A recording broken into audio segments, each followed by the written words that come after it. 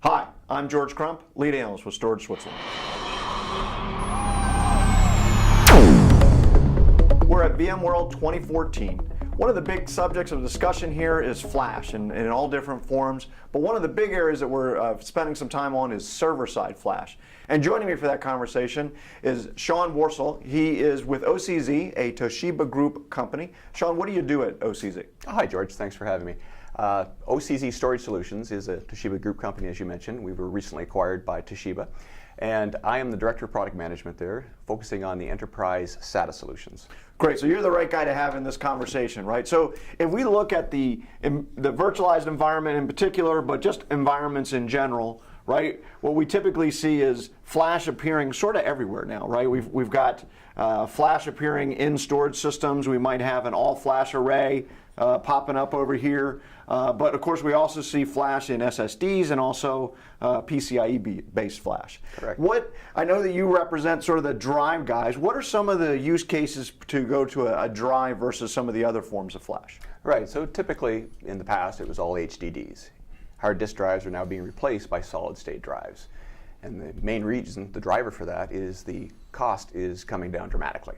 So you also have the additional factors of not having spinning media any longer, no moving parts, and NAND flash, which Toshiba now is on 19 nanometer, really has provided that next vehicle to get to a cost-effective solution for wider deployments.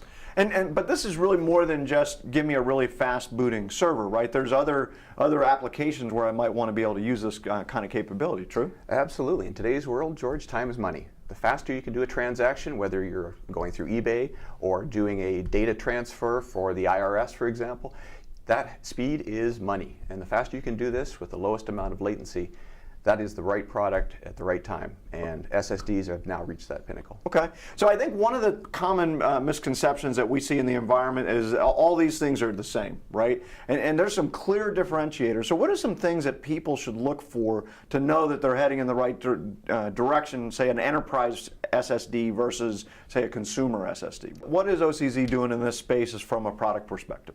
So we have our recently announced Intrepid 3000 series. Get that on here.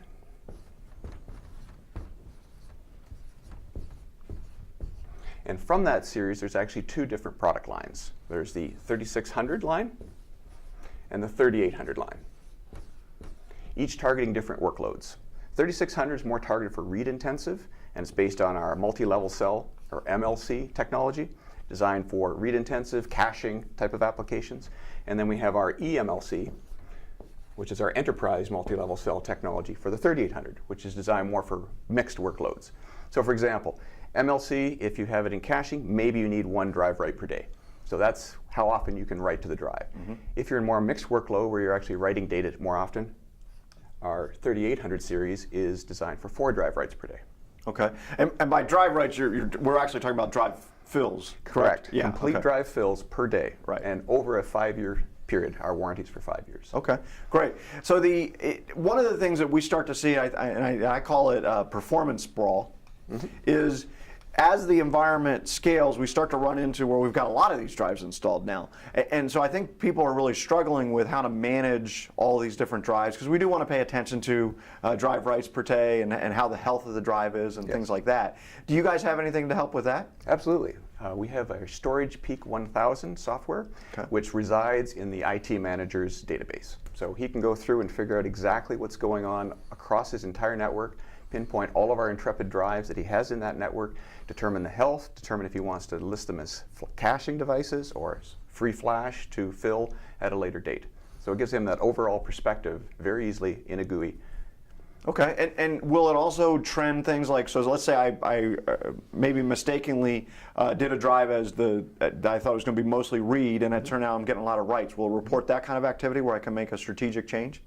Well, you actually need to monitor what you're doing. Okay. So if you know that server is designed today for writing, mm-hmm. and you realize that you're maybe using it a little too much, all right. you can move that over and it becomes more of your caching okay. server. But you can do that through the software? Absolutely. Well, that's very neat. Mm-hmm. Where are we from a density capacity perspective? Where are we looking at capacity per drive now? Each of these families, George, goes up to 800 gigabytes.